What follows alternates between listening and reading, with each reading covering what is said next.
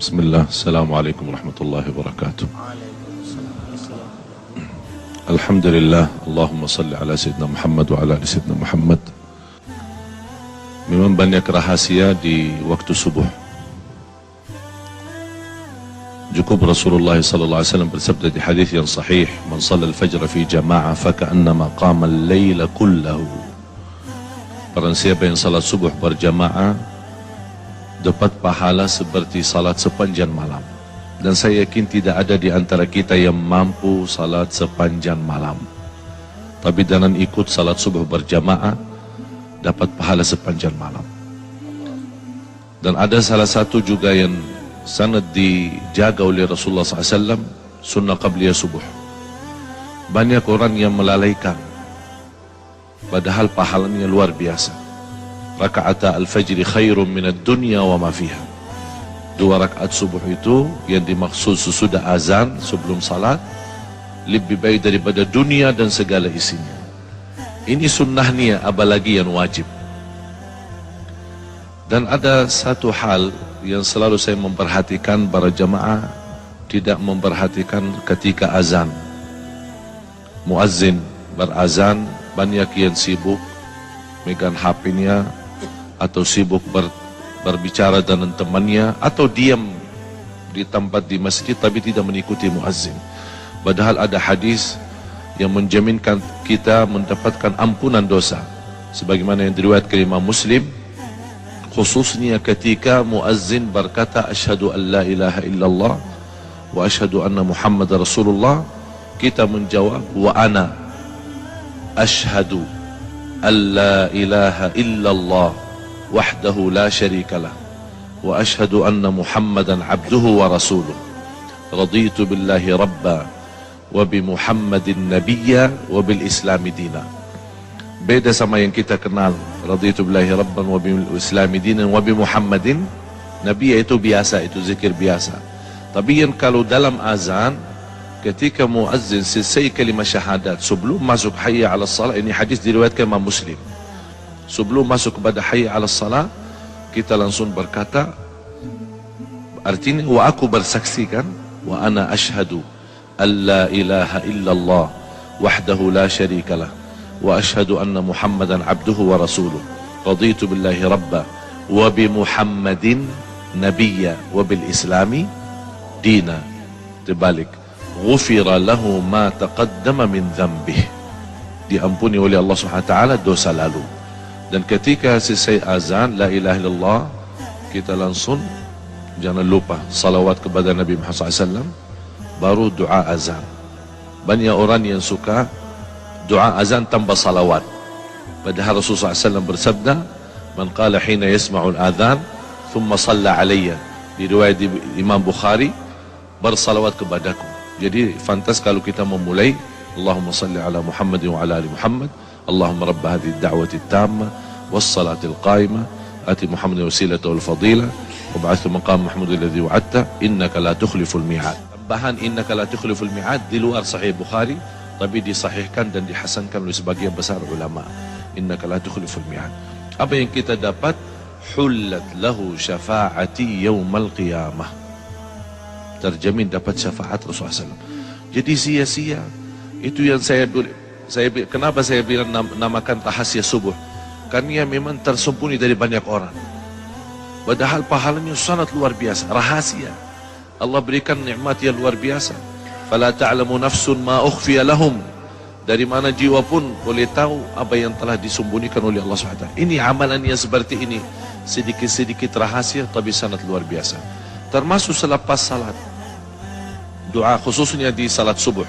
Hadis Rasulullah SAW yang Rasulullah SAW tidak pernah tinggalkan, Allahumma inni as'aluka ilman nafi'a wa rizqan tayyiba wa amalan salihan mutaqabbala.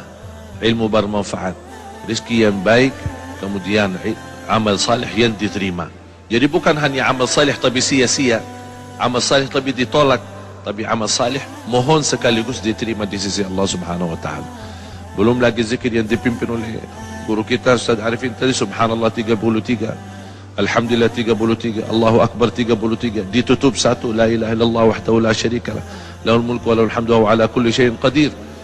ghufirat dhunubuh wa in kanat mithla zabadil bahr. Berapapun dosa kita diampuni Allah SWT. Inilah amalan yang sederhana, rahasia, sedikit, tapi subhanallah pahalanya sangat luar biasa.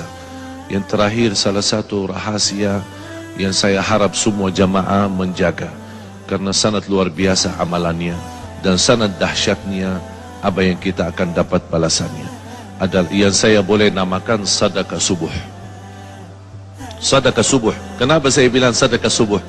Karena setiap subuh, sebagaimana di hadis yang diriwayatkan Imam Bukhari, dan bahkan hadis muttafaqun alaih, setiap subuh ada dua malaikat berdoa, Allahumma a'ti munfiqan khalafa wa'ti mumsikan talafa. Setiap subuh malaikat berdoa, ya Allah berikan pengganti dan barakah bagi orang yang berinfak. Bahkan saya usulkan kepada jamaah, ada satu tabungan, boleh dinamakan tabungan subuh, khusus buat subuh. Wallahi, demi Allah jamaah sekalian, tidak ada yang menjaga amalan ini secara rutin. Berapapun dia isi tidak masalah, tapi rutin. Istri bunia, bapa bunia, anak bunia, cucu bunia, supir kita bunia, pembantu kita sudah bunia, masing-masing bunia satu. Biasakan mereka mengisi tabungannya di setiap lepas subuh, karena di situ dapat doa malaikat. Bukan hanya doa malaikat, bahkan ada lagi doa Nabi Muhammad SAW, burika li ummati fi bukuriha. Di riwayat lain, Allahumma barik li ummati fi bukuriha, berkahi. Saya kenal satu orang punya hutan, Allah Maha tahu bagaimana besarnya hutannya. Saya berikan itu amalan, tolong jaga. Subhanallah, Allah berikan banyak kemudahan sampai dia bisa tuntas dan lunas hutangnya. Luar biasa amalan sedekah subuh, menjadi salah satu amalan yang rutin, walaupun sedikit-sedikit tapi istiqamah. Karena Allah paling cinta amalan hamba sedikit-sedikit tapi istiqamah. Sedekah itu di situ akan disertai doa malaikat, Allahumma a'ti munfiqan khalafa. Itu yang harus kita selalu hadirkan, bukan hanya menjadi sebuah kebiasaan, tapi menghayati luar biasa. Di situlah akan terasa perubahan. Tidak sampai 1 minggu 2 minggu, Anda akan banyak merasa banyak perubahan luar biasa. Dari segi rezeki, dari segi ketenangan, dari segi fikiran, bahkan dari segi ibadat. Begitu luar biasa sahabat Rasulullah SAW. Seperti Abu Bakar radhiyallahu anhu, bagaimana Rasulullah SAW bertanya, siapa yang bersedekah subuh ini? Abu Bakar jawab saya. Siapa yang silaturahim orang sakit? Jawab Abu Bakar saya.